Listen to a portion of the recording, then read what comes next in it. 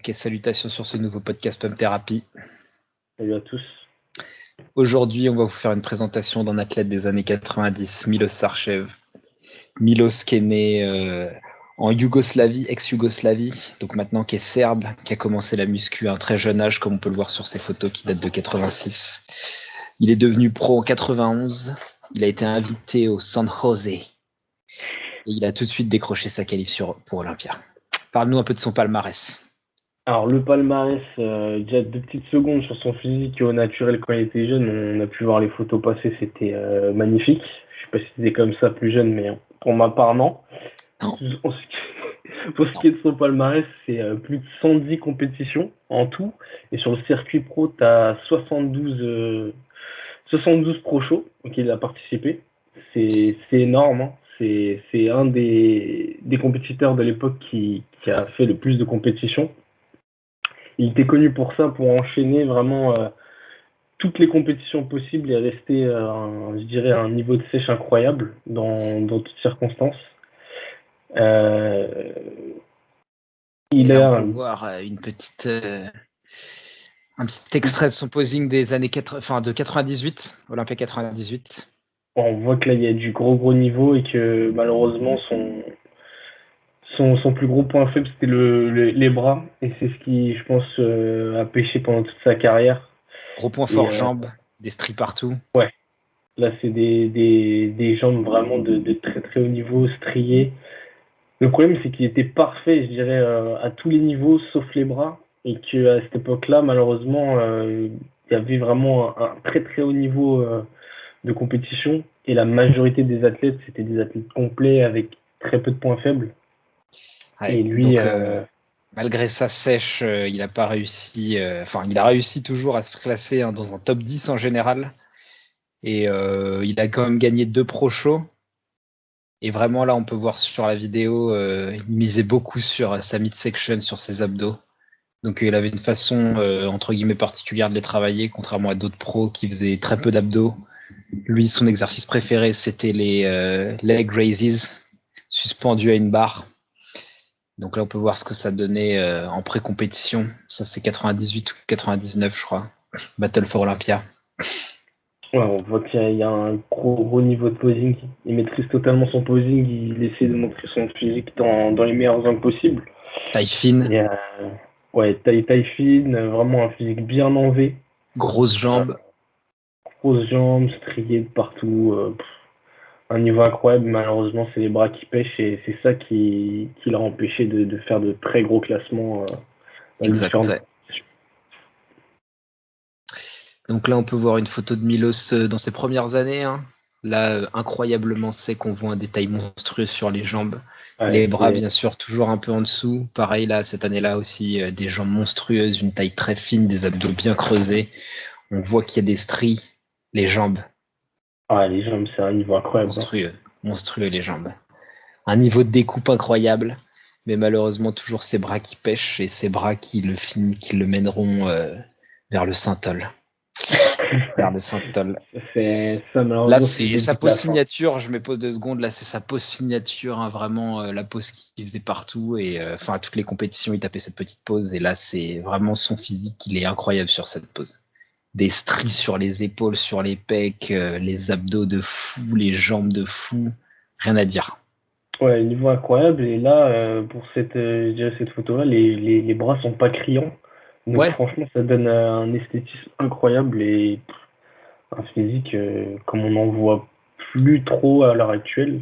Je pense que d'ailleurs, c'est pour ça qu'il faisait souvent cette pose, parce que c'était vraiment la meilleure façon d'exposer son physique. Hein. Donc là, on va voir les photos de ces Olympiades. Donc là, 91, on voit que les bras sont en dessous. Donc c'est la première année qu'il est qualifié à Olympia. Donc quand même, première compétition pro, première qualif, respect. Là, on voit quand même qu'il y a une structure de fou, mais toujours des bras un peu à la ramasse. Bah, on voit surtout qu'il y a un niveau de sèche incroyable sur tout le corps, mais les bras, c'est assez flou, quoi, tu vois. Donc c'est à se demander s'il n'a pas commencé dès maintenant, mais... Non, je pense pas qu'il ait commencé. Là, on voit 92 à côté de Sean Ray, donc il n'était pas du tout ridicule. Hein. Sean Ray qui était un top contender à l'époque pour le titre. Et là, on voit déjà les jambes de Milos qui sont largement au-dessus de celles de Sean Ray. Bon, en même temps, il lui met une tête, mais On voit qu'il a vraiment pas à rougir, une taille extrêmement fine, des épaules larges. Donc franchement, c'est une génétique incroyable quand même. Ouais, gros niveau. Très gros niveau. Donc ça, c'était 92. Donc 92, à l'époque, Sean Ray, je pense qu'il était déjà en lice pour le titre. Hein. Et là, on voit 93. Donc toujours encore les cette bras, structure en malheureusement. V, ouais, mais les bras de Men's Physique, malheureusement. Pourtant, il y a du stri sur les pecs. Des abdos, franchement, mais les abdos, je pense que best abs in the business, tu vois, à l'époque, quoi. Ou en tout cas, un des meilleurs, quoi. Ouais. Bah, on voit qu'il y a passé des heures et des heures, quoi. Ah ouais, on voit qu'il y a un vrai taf au niveau du contrôle des abdos, etc. On voit que genre c'est creusé de fou. Et en plus, on voit la qualité sur le reste du physique, à part les bras. Hein. La 94, donc toujours pareil, toujours des stries partout dans le dos, des bonnes épaules. Cette Days Face, tu vois, où tu vois que genre à l'époque la sèche était vraiment poussée. 94 là avec Yates. Ouais, il a peut-être décidé. Ouais, les bras, par contre, là, sur cette photo, malheureusement, c'est criant. Là, ouais, c'est compliqué, ouais.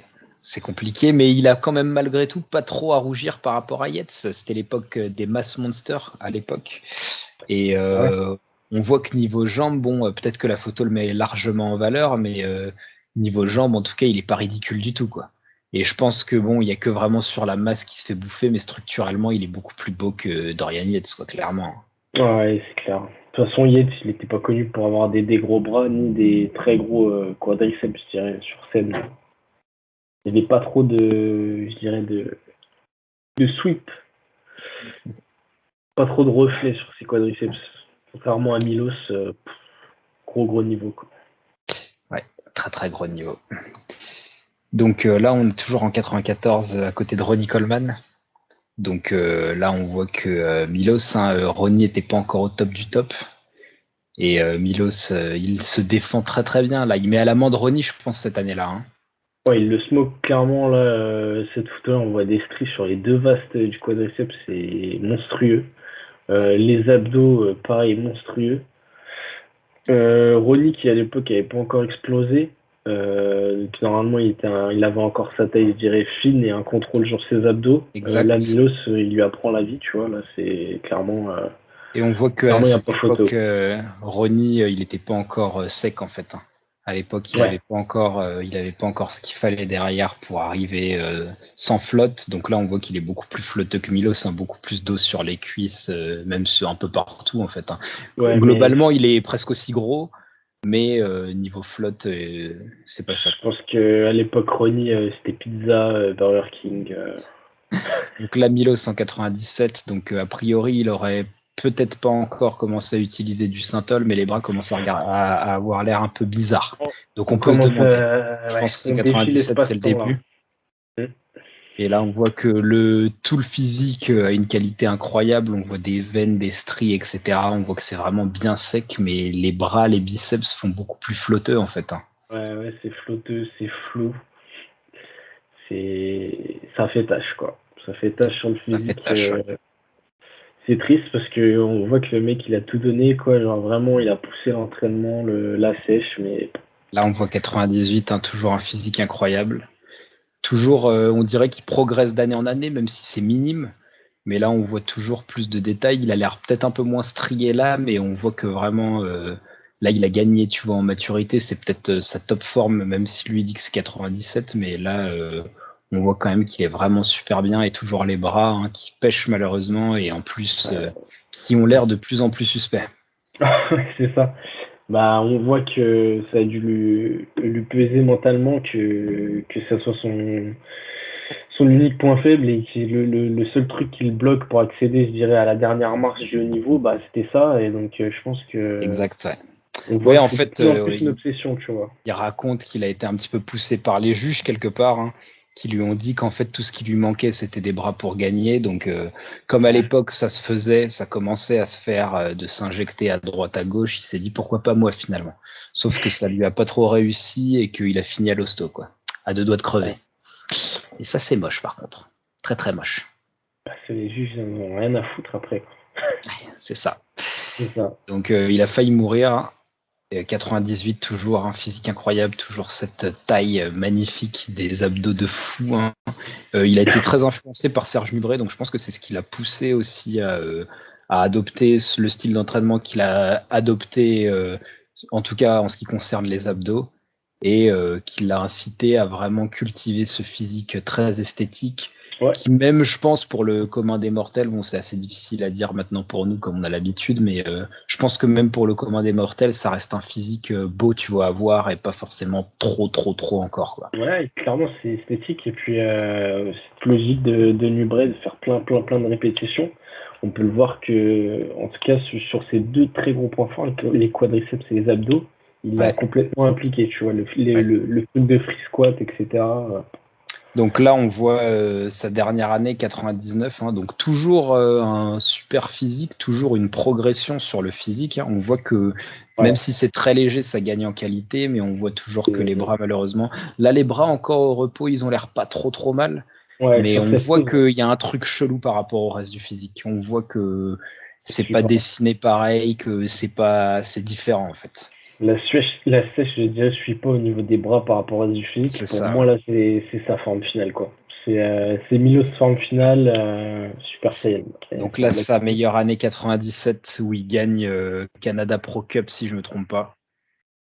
Donc la posing incroyable, très connu pour son posing. En fait, il est très connu pour son posing parce qu'il a vraiment des transitions qui sont exceptionnelles. C'est-à-dire que, par exemple, pour un side chest, il va faire, je dirais, 6 variations. Et dans ces 6 variations, elles vont amener à une autre pose. C'est-à-dire qu'il va savoir comment balancer le side chest à un os musculaire, etc. Et donc c'est pour ça qu'il est très connu dans le monde du posing, parce que vraiment, ces transitions sont très fluides. Là, on voit, on sait plus si c'est un side tricep, si c'est je dirais une pose de face, tu vois. C'est ça. Après, il enchaîne directement. Et là, on voit toujours la taille fine incroyable. Donc, voilà. Les bras, par contre.